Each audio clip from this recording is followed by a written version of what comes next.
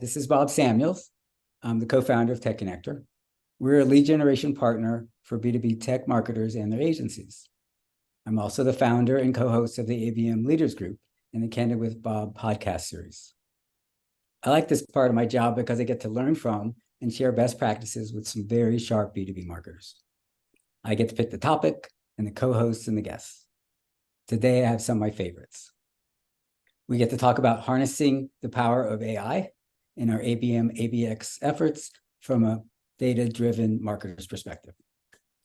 That said, I'd like each of our co-hosts and guests to introduce yourselves, including your background in ABM and artificial intelligence. Jeff, you want to start?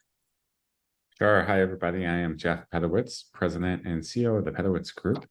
So we help sales and marketing leaders accelerate their revenue through digital channels and technology. We have been working, I don't know if it was always called ABM, but we've certainly been working with technology for the last 16 years to help our clients engage in strategic marketing. And I'd say for about the better part of 9 or 10 years, some variation of AI has been embedded in many of the tech applications we've used. Excellent. Sean? Hi, everyone. I'm Sean Markin, marketing consultant. I am acting as interim CMO for a medtech startup in the Valley. My passion for artificial intelligence runs deep. I'm building it into the work we're doing now to sort of accelerate our connection to the market and our ability to sort of address the market as we expand. So happy to be here and excited to chat with Leslie and everyone. And of course, Mel and I have been on these before, and she's one of my favorite people on the planet. So I feel very honored to be on this panel. So, and of course, Bob, you are at the top of my list. So thanks, Sean. Thank you. Melanie? Yes, hi, I'm Melanie Kennedy. I am founder of Strategic Media. We are just about hitting our 25th anniversary as a company, a media planning, buying strategy firm, very small boutique, but we work with a lot of great marketers, including been partnering with Bob on the Tech Connector front for many years. I am definitely using AI in some of the tools that we use internally, as well as with our media partners, particularly around the buyer intent capabilities with content syndication. Also, some of the new platforms, such as the new releases by Microsoft Bing and Google, and a lot of the other PPC platforms and content creation and so on. So there's a lot to be talked about in the marketing and media world, especially in the ABM area. So I'm happy to be here, and I'd love working with you, Sean, and Bob, and of course, love getting to know you, Leslie, and Jeff as well. Thank you. Thank you. And our special guest, Leslie. Well, hi, everyone. I'm Leslie Alore. I lead the global growth marketing organization at Avanti, which is an IT information security and software company. So I have the pleasure of getting to represent really the practitioner side from a kind of a different lens and perspective than the rest of this group. I've been in B2B marketing my entire career. So I suppose you could say, as a result of that, I've been doing some flavor of ABM or ABX my entire career. And for many, many years, various flavors of AI capabilities and technology have permeated the technology and tools that we use to do B2B marketing. Certainly, Gen AI is newer to the party, and that's where the hype is. But I'm excited to kind of dig in and explore what that type has triggered and given us an opportunity to do and explore, particularly in an organization that is both cautious because we're in the cybersecurity space, as well as innovative because we're in the technology space. And so kind of trying to straddle both of those things has been very interesting. Thank you. And thank you all. So we also have some guests in our audience. If you guys want to chat and introduce yourselves about your background and so forth, that may be helpful for us. So if you want to chime in the chats. In the meantime, I'll set up a poll and we'll get an idea of where people are at. So there's two parts of this poll. The first part is, where are you in the adoption curve for AI? If you can answer that briefly. And then let's see, where's that? Okay, so we do Are you able to see both or just one? But Yeah, if you we can can, see go both. ahead and chime in and answer. We can start talking and then we'll check out the results afterward. So I'll kick it off. So Leslie, you're a self-described data-driven marketer, and as well as I think maybe all of us are. What does that mean to you, and what is AI doing to your world today? How is that impacting what you're doing and how you're doing it? Sure. So data really is what drives everything that we do in marketing, all the decisions that we make, the optimizations that we make, data from who is our target audience, and what is the potential size of the opportunity that we can capture from that target audience. That's a flavor of data. There's also the information about the watering holes. Where do we reach these people, and how might we engage them through a buying process and a journey? That's a data point.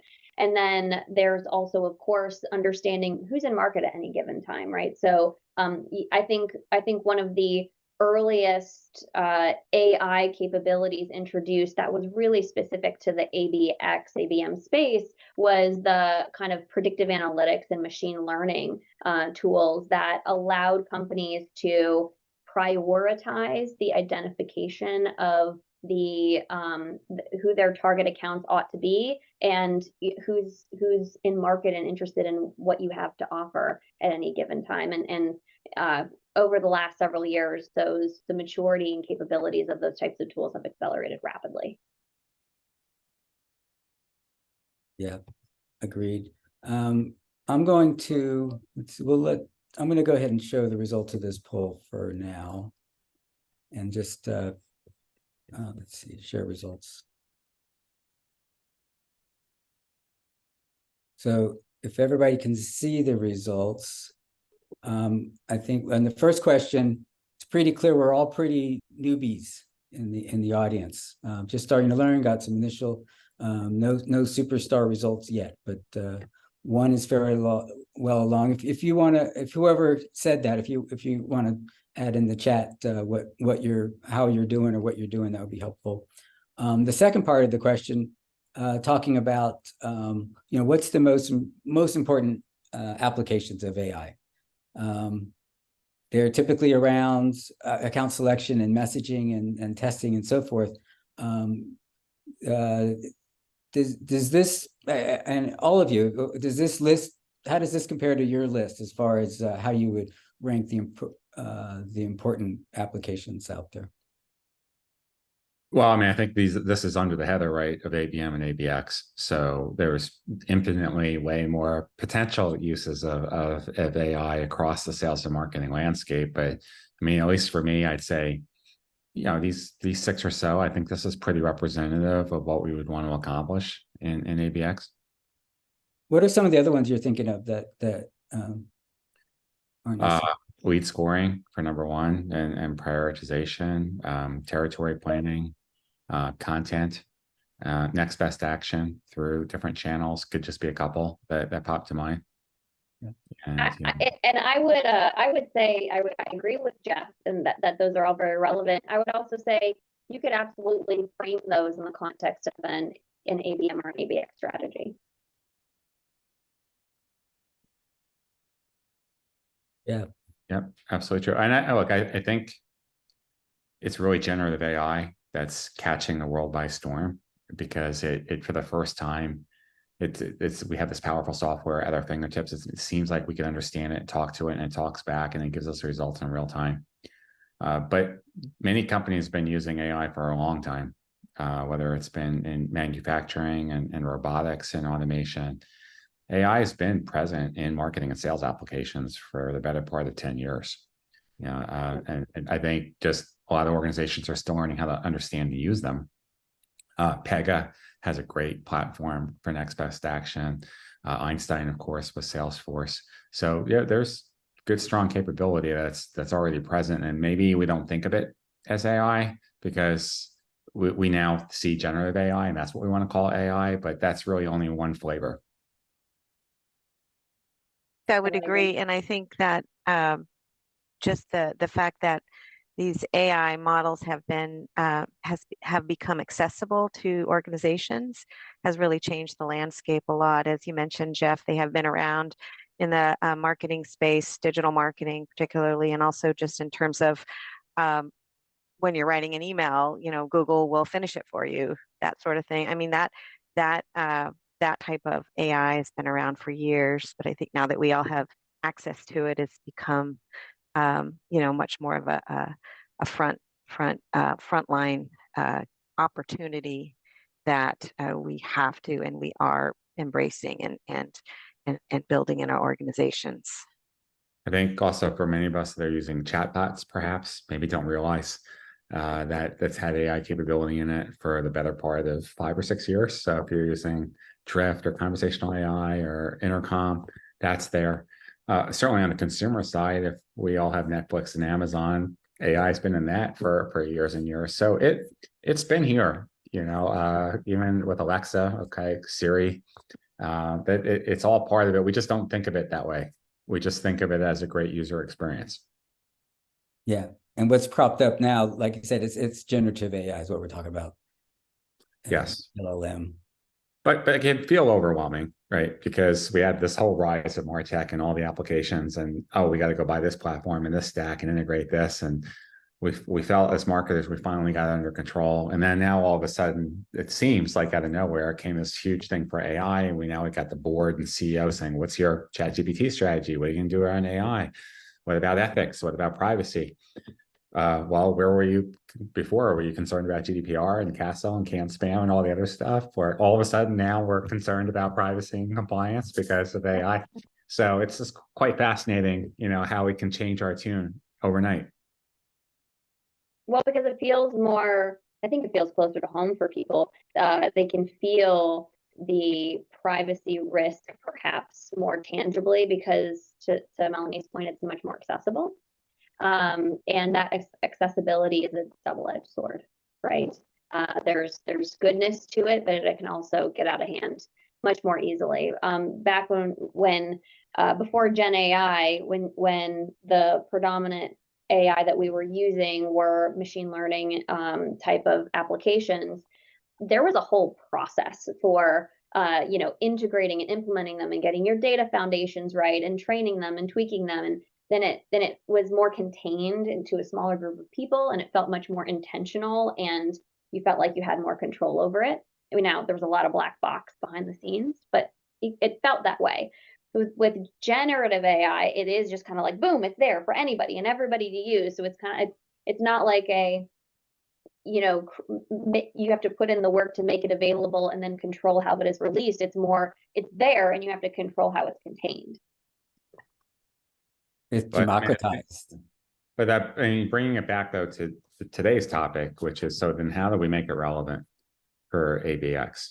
So be curious, just even of the people that are attending. I mean, how many people are already using an ABX platform like 6 Sense or Demandbase? Because both of those platforms have some AI capability in it and already help with segmentation and intent orchestration. So I don't know if or people could just quickly type in. Yeah, we use it too. So that's, and maybe you're probably not thinking about it as AI because it's integrated in. It does a lot of different things. But if you're new and you're trying to figure out where do you get your handle around AI or ABX, I mean, either of those platforms, and there are more too, of course. I mean, Terminus and there's many others, but that's a good place to start in terms of getting your account strategy together using intelligence, using data, using AI to help you segment and constantly bring in that intent. And then, of course, they're all coming out with sales orchestration engines, right? 6 Sense has a conversation AI, which allows you to build out paths and if-then analysis, and then you can kind of write these emails, and then we'll start sending them out and self-learn over time. Yeah, I'm glad you mentioned the if-then because some of us grew up in the age of where marketing automation was the rage. That's how I started my career, and I basically built a career out of knowing how to create if-then automation paths through technology, and it required somebody who had the skills to use the tool, but also understood marketing well enough to think through all those if-then scenarios. And a lot of what we do today is still based on that principle, even if it's not through our marketing automation platform. I think what will be very, very interesting will be how AI takes over that if-then decision making for us, and how do we control the various outcomes and control groups and testing scenarios, or could it just get out of hand? I don't know the answers to that one yet. I think but that's probably in our near future. Well, I think I'm trying to remember the name of the group, but when they were teaching it how to play chess, right? And then they taught it the system in a week, and then it went up against some of the grandmasters in the world. And the system ended up flummoxing the expert because it did a move that nobody ever would have done, because it learned so quick and it came up with a whole new strategy. After thousands of years of people playing chess and writing books on the subject, the computer was able to figure out a new way, a better way. So I think that's where some of this promise and potential, and it sounds a little scary, but it's also kind of cool, because when we've all built out these nurturing programs, to your point, Leslie, like we're taking educated guess. Oh, let's just do a wait step every 3 days. And okay, if they open the email, then we'll do this. I mean, we're doing educated guesses, and then we go back and we study the open rates and the click-through rates and the down funnel, and then we make some tweaks to it. But we're not able to keep doing this real time because we have 17 other jobs to do. So, usually it's all we can do to build it, stand it up in the system. We get back to it maybe a year later.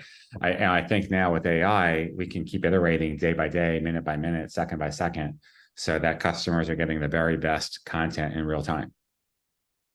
Yep. So you're talking about DeepMind, which is currently owned by Google, and that was Alpha Zero, and they were playing Go. That was it. Which was and then they created, so it was AlphaGo, and then it was Alpha Zero, and Alpha Zero learned on its own and beat the system that beat the Grandmaster by 100 games to 0 in a game called Go, which has more possible moves than atoms in the universe. So that was, they never thought that was going to happen. Leslie, I'm very curious, you talked about this, the customization, and you're not sure where it's going to go. What do you envision from your ideal perspective? As you're really nurturing these clients, what is the ideal for you? Because I think, you've got the potential to go in any one direction or any direction potentially, because you have a unlimited output space. What would you like to see? So I would like to see the more AI power comes life behind what I call precision demand marketing, which is essentially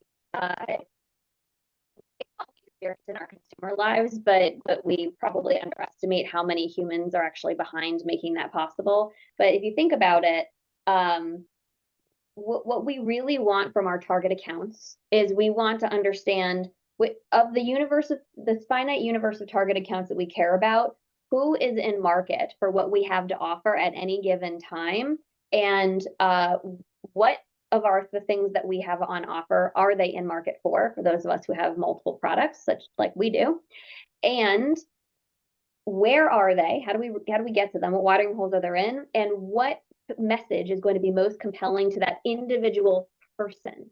And that's that kind of bridge from the account intelligence to engaging the right people within those accounts. And Netflix does a pretty good job of this, but they have really robust algorithms. Netflix will present the same, in a mix of the same and different content to different profiles. But even when they're presenting the same content, they're presenting different visuals. They're basically marketing that content in a different way. To be able to do that at scale within an ABX context, in my world, is kind of the ideal state, and then do it in a multi-channel capacity. Netflix has the benefit of only having to do that within their own platform, but I would want to do that in display advertising and in search and in my email experience. Every touch point that I might have with somebody, I want something that will be able to say, this is going to be the most compelling medium channel message aesthetic for this person, and that matters to me because they're the right persona within this account, and this account is in market for what I have to sell. And so how do you envision that transition happening? For example, like where are you now? How are you doing that now? Because clearly you're successful. You're at the top of your game. And so you're already sort of we are doing this, but we're doing this with there's still a very high level of very smart, human intervention that is saying these are the different versions of the ads, of the emails, of the advertorials, et cetera, et cetera. These are the different versions that we're going to design for these different personas and these different mediums. And so we create a bill of materials with different testing scenarios that are designed for this. And then we do leverage the automation. We use 6sense. We have actually a very fantastic tech stack that is identifying, okay, who's in market. Okay, these are the people we should be positioning these things in front of. We're still creating and deciding and plugging in all those different if-then scenarios, and then testing, and then manually making determinations about the outcomes of the different tests. And by the way, I do want to say there's value in the manual determination part of it because it also helps your marketers learn what does and doesn't work, which if that's all automated, they lose that visibility. So just a side note there. But we're not to the full nirvana state. Like we're still manually constructing these scenarios. Which do you think of your process is the most vulnerable to AI taking it over? And I don't mean vulnerable in a negative way. I mean, which do you think has the highest potential in the near term to be usurped by either generative AI or an upcoming model, which we can talk about if you. I think because of I'll answer this in what I hope is true. How about that? What I hope is true is that we'll be able to create a contained AI capability. By contained, I mean it's safely within our data set, our space, only has access to what we feel comfortable giving it access to, et cetera, that can automatically generate these different, versions of ad positioning and kind of decide the wrong word, but determine who should see what when. So kind of overtaking these if-then scenario constructs and generating the content within it, whether that medium be an ad or an email or whatever it may be. That's where I think that the sweet spot would be. Right. And I hope it is. And that sounds a lot like what programmatic is doing, with the optimization, automatically optimizing your display ads, and then Google being, they're optimizing your search ads and some of your display ads as well. And the paid social platforms, 6sense platforms. I think you hit a really important topic, Leslie, in that.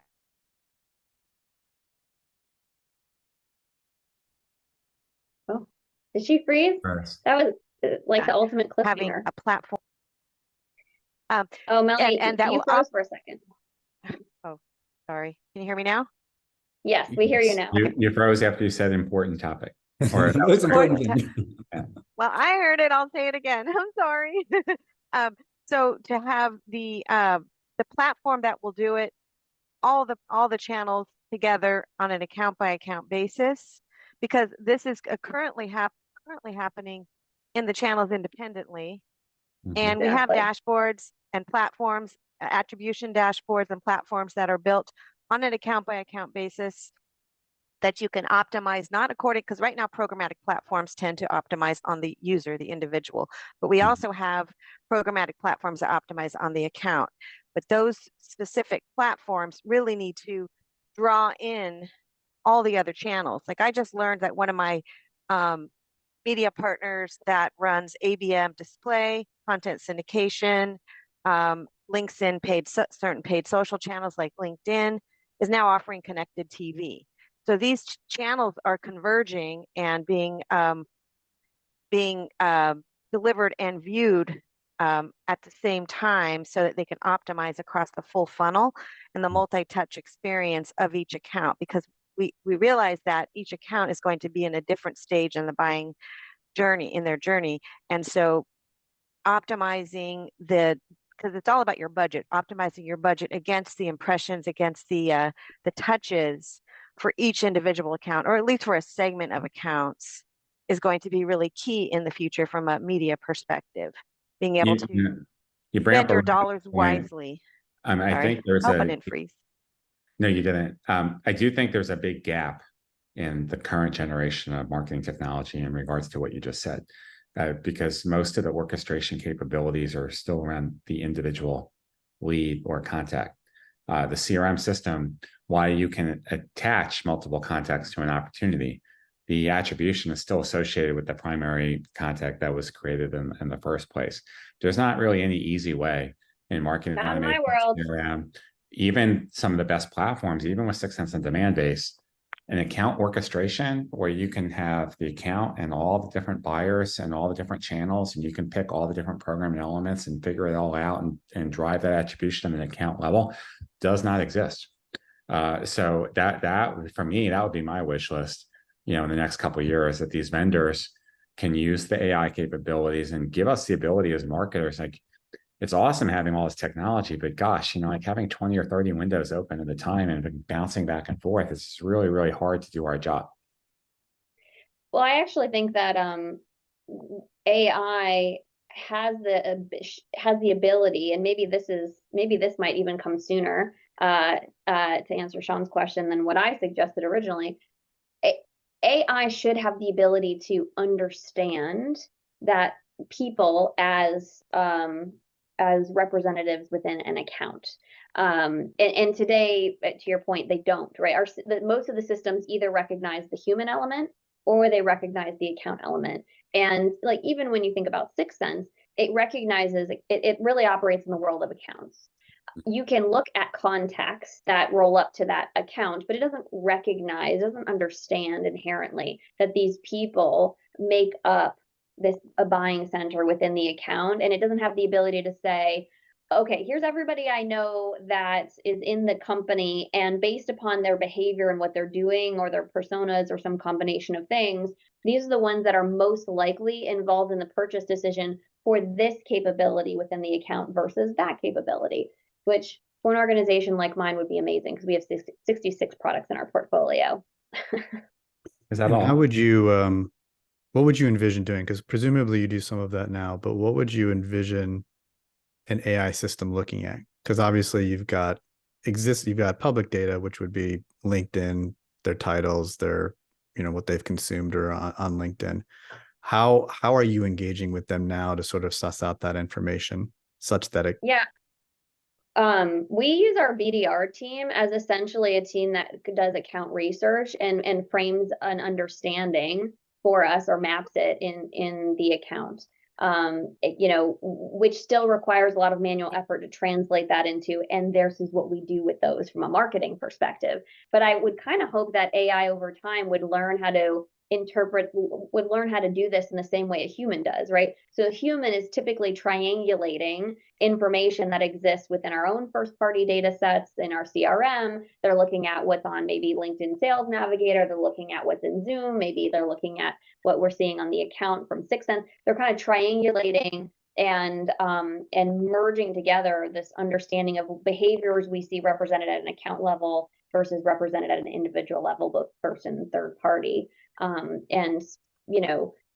AI in theory with these new LLMs, et cetera, should be complex enough to be able to draw some similar types of conclusions as a person might. And so to sort of accomplish that, is Ivanti building internal? So you've talked about not using public data, and obviously, OpenAI has their enterprise version. Are you building internal models, proprietary LLMs? Are you building sort of link chain experiences?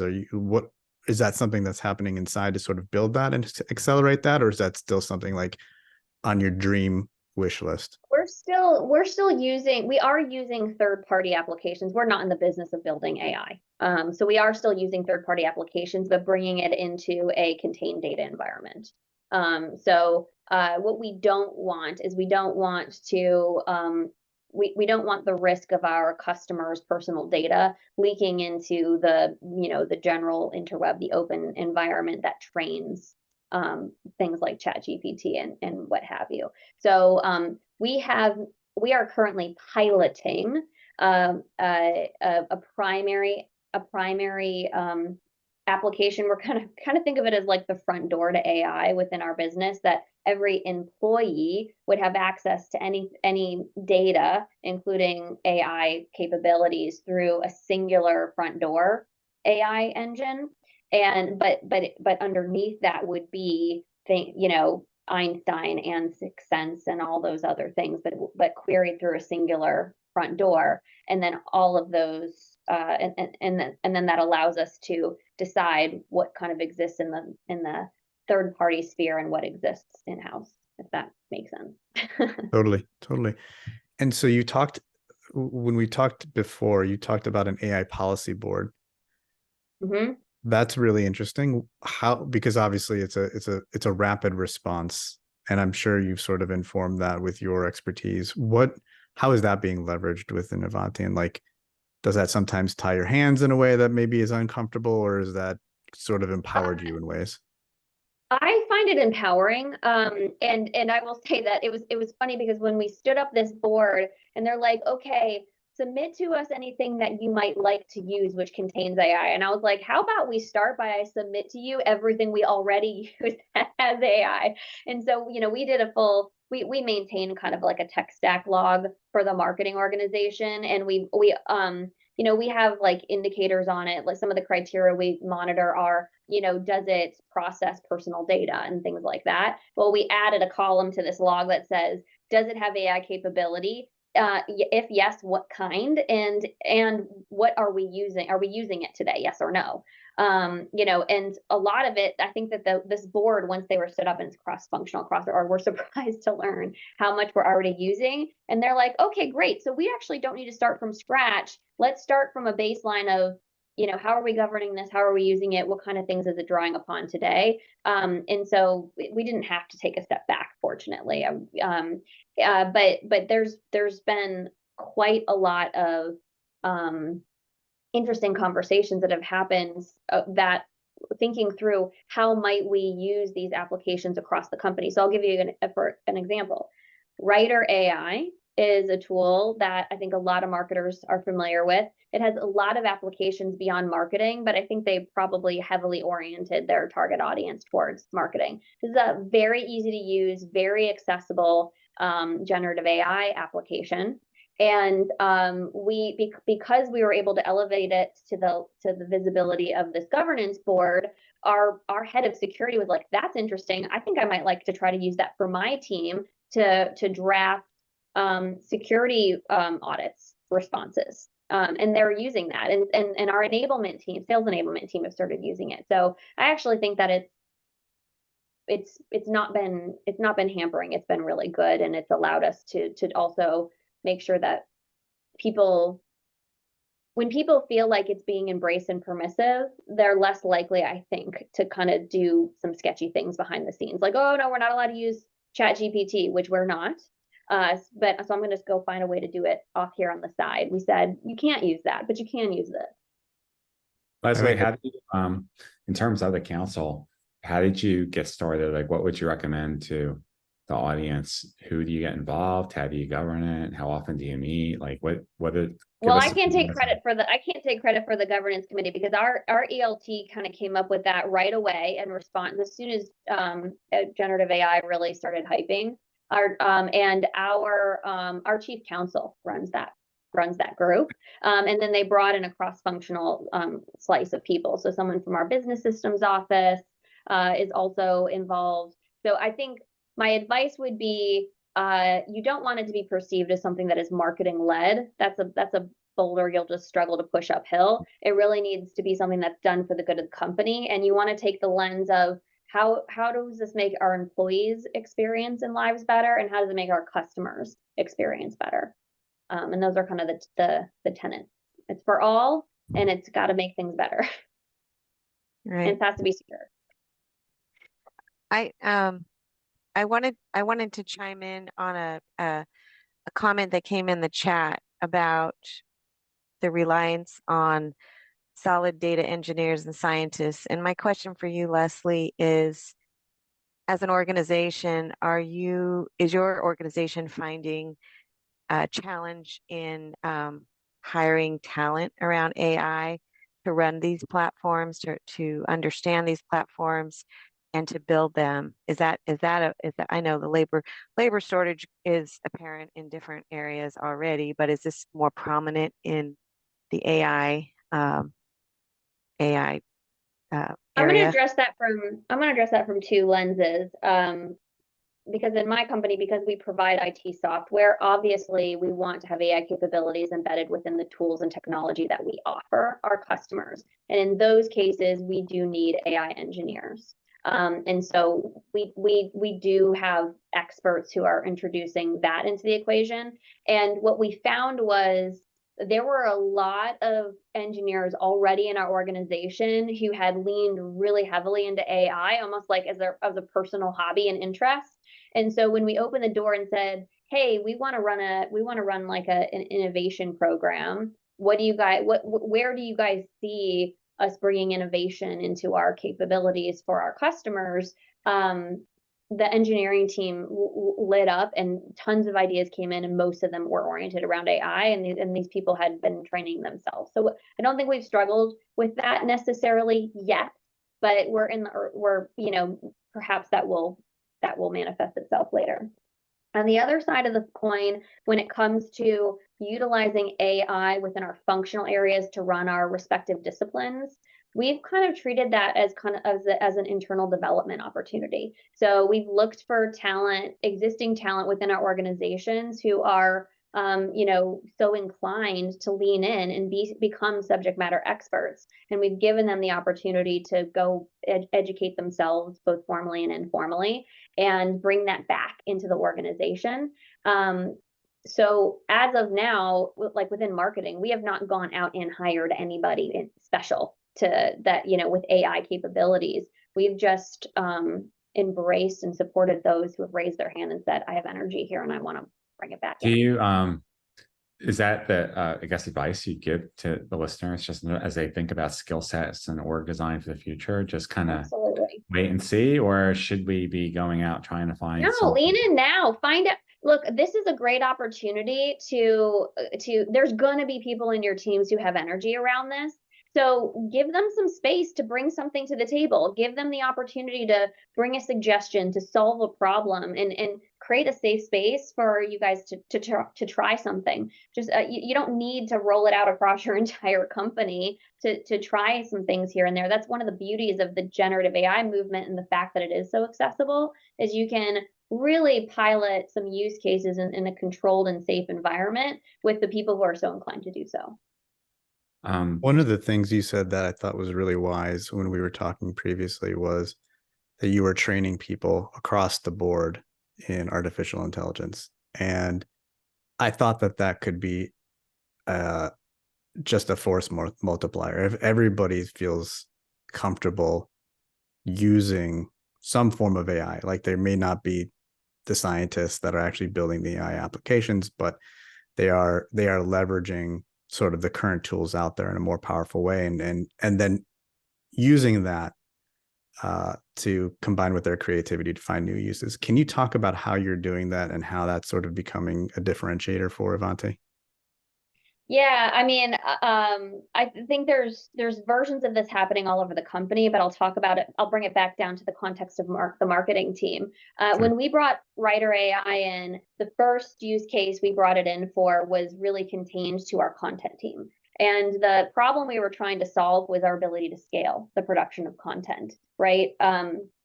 Because we have a very talented content team who want to spend their time doing content strategy, not necessarily writing all the words. all the time. And sure, we have agencies that can help us scale as well, but we wanted to try out Writer for that. As soon as they got comfortable with that and were able to demonstrate some wins there, we said, where are some other parts of where our marketing team is struggling to scale themselves, or we feel like they're spending a lot of time doing things that could be done much more quickly in Writer that would create time for them to do more interesting, strategic, fun things. And so within my team, I said, okay, I want a delegate, a representative from every team who's interested in piloting Writer, and I want everyone to choose a different use case. And so we did that. We ran it. They ran their use cases. And by the way, some of them, the finding was not good for this use case. We do not recommend that we continue down this path, but others we found it was great for. So for example, we chose not to continue to use it for writing our BDR emails, but we chose to continue to use it for writing multiple different ads, to like advertisements that we would want to test. So I think that you start small, you build it out, you get more people, then they share what they did, and it feels like something others want to try. And then once they get their hands on it, it feels very accessible. I'm not going to mandate that people use a tool that they're not comfortable with, but we want to make it available for those who want to use it and give them some guidance as to, here are the guardrails that you have to operate within, and here are the use cases you might consider. That's kind of how we approached that, and we did that whole thing within a period of 1 quarter. So it wasn't like a long, drawn out pilot. Does that answer the question? It does. That is insanely powerful. Kudos to you, and also kudos to you for not being an AI dictator. I'm curious. Are you doing so? Some of the power of AI, or generative AI in this case, is sort of this manual entry. Here's the prompt. I've engineered this prompt. I may be making the prompt more effective. Yep. But the real power, the real sort of stretching your legs on generative AI is programmatically adopting it. So something like LangChain or something like LangFlow or any of the others. Is that something that's being explored in your team? Obviously, you can't speak to other teams, but being able to generate things at scale, as opposed to sort of like, write me a blog post or write me this email in response to this. Like, are you exploring how to do that at scale? Yeah, we're just in the very beginning days of testing that. I think that is, I agree with you, that's where you really unlock the power of it. I don't know that we've gotten to a place where we have kind of like the blind confidence yet. Blind confidence, maybe isn't the right word, but there's still a little bit of like, oh, what's the right use case to test this from a scaling perspective? And because testing in something in a small sense is easier to control, both the you can control the program itself, and you can also control the fallout if something goes awry.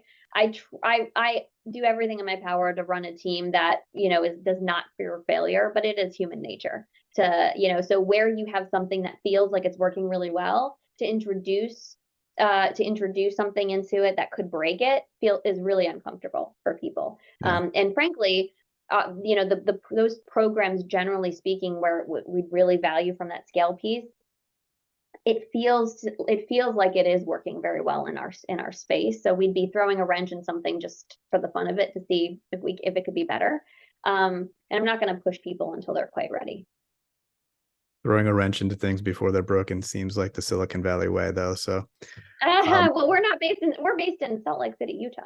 Oh, so well, there like, okay, that fits then.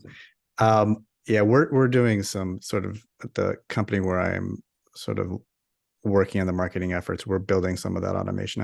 I'm happy to share what we're working on there. I would be very interested to see how, because I don't know that we've seen it.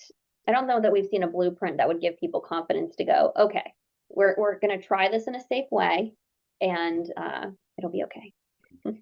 I'm very curious how you are going to be relating with all the power that you're effectively unlocking here, and then all of the power that will be unlocked as soon as image generation and video generation becomes a greater reality. Where do you see the role of agencies? Because you talked about working with agencies, and I've had some conversations with agencies, and I'm just very curious how you see that role evolving, if at all. So I think that the answer for agencies is not dissimilar from the answer for marketers themselves, right? It's just where the need and the skill centralizes is going to shift a little bit. So, for example, marketers, hopefully, marketers all recognize that writing a really good brief is a very important skill. Whether that brief is being consumed by a third-party agency or by an in-house team, the skill of briefing isn't just about the output, but it's about how it improves your thought process to get the deliverable you want. And that is going to shift and evolve to include or be replaced by the skill of prompting, right? So the prompt is the new brief almost. And I think that you still need the humans that can really think through and challenge you to think through what that should look like, what a really good prompt looks like. And that could be the marketer in your team, but it could also be the agency who's challenging you to think through how to do that. So I think it's just a shift. That's interesting. I think that's a really smart perspective or reframing of it, because the times where I've had to build really sophisticated prompts are the times where that prompt has, or the development of that prompt has helped me clarify my thinking. Have you used AI? One of the things that I found AI is, or specifically, I know you can't use ChatGPT plus, but in the other large language models that you've integrated with, have you leveraged them as sort of thought partners? Because one of the things that I've found is that they're able to perspective switch. So just as a quick example of that, you're an expert marketer who knows this market, blah, blah, blah, blah. And then you'll say, okay, now you're this customer has this, and you can have them have a conversation with each other. And then as part of that, you can have a conversation with them. Have you used that as a way of enabling some of your own creativity and potentially even enabling some of your own brief generation or prompt generation? I can't say that I have personally done that. I can't say that those moments haven't occurred to members of my team who are kind of doing this every day. It hasn't bubbled up yet, and oftentimes these things, like these aha moments, do tend to get shared. We actually have a chat like within our marketing team just around some of the generative AI stuff. I haven't seen it come across, but I imagine it's just a matter of time. Sure. And I want to chime in on that, plus the earlier comment about the prompts and the use of AI versus humans to guide the marketing strategies. I think something that is interesting to think about is, as we set up brainstorm sessions with whether it's your internal marketing teams and strategists or your agency strategists, is there a world where we pull up an AI tool during a brainstorm and make it sort of a hybrid so that you still get the human strategic input, the years of knowledge and the time that has been spent running, millions of programs or however many programs internally or externally, but also some of the ideas that, because I feel like AI definitely can, it isn't the information, it's the expansion of information. You have information already, you plug it in, it gives you other ideas, it reiterates some of the information, it rewrites some of the information, it condenses down some of the information,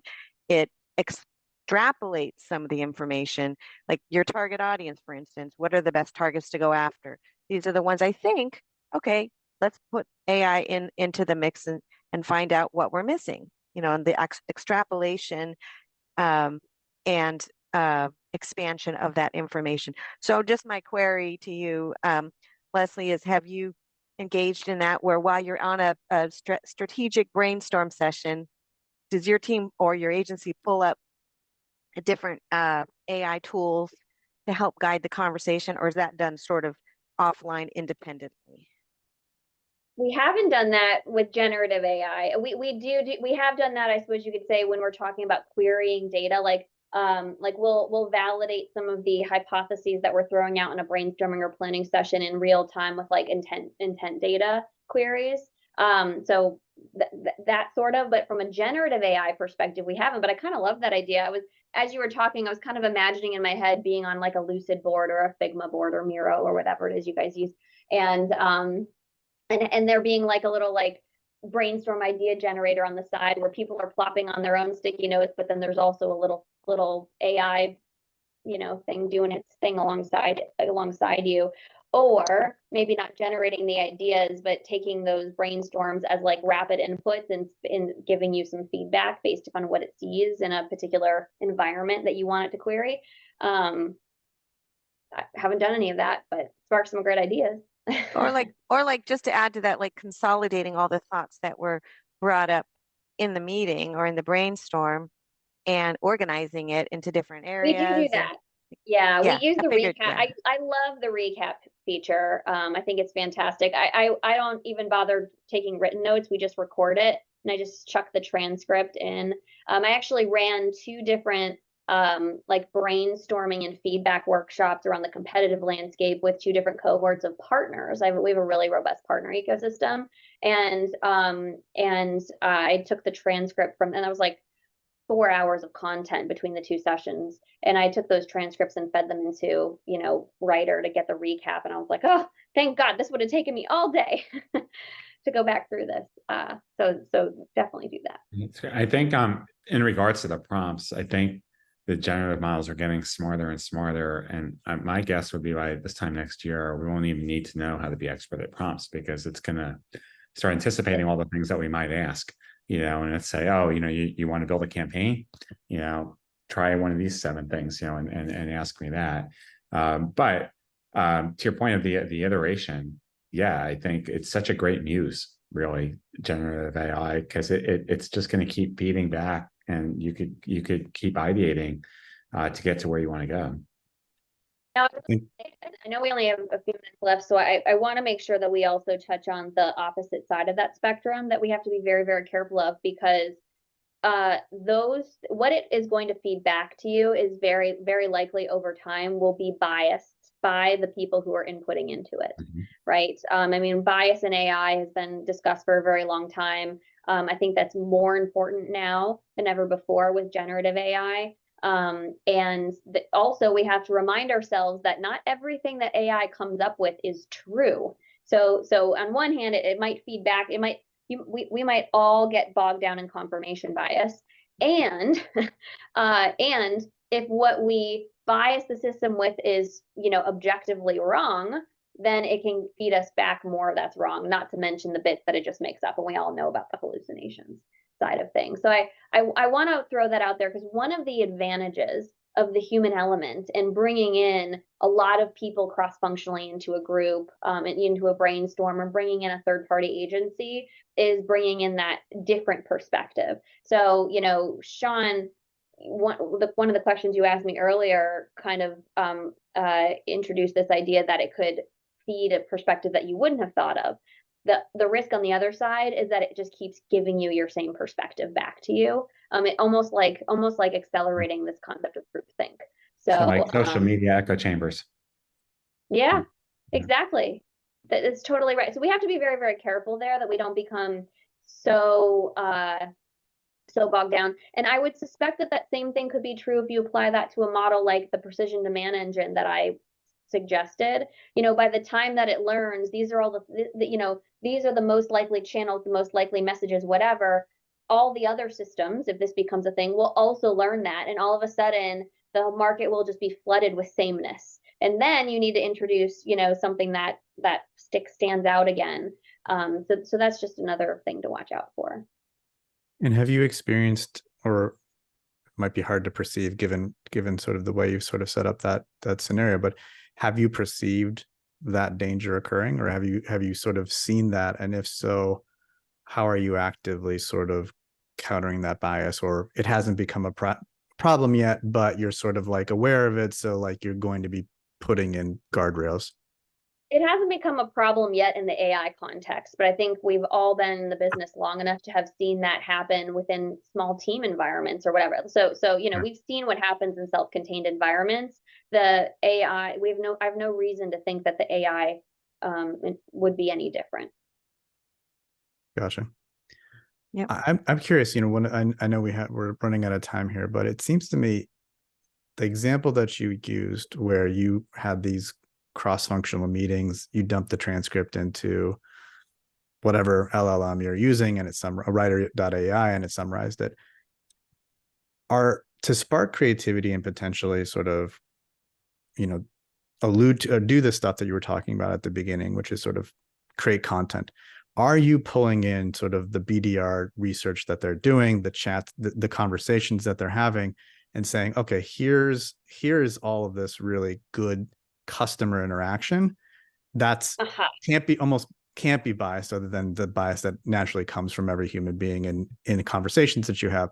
Here's what the customers are actually saying. How do we then sort of, leverage that to be smarter with that specific account or that specific customer? Yeah, so this is where I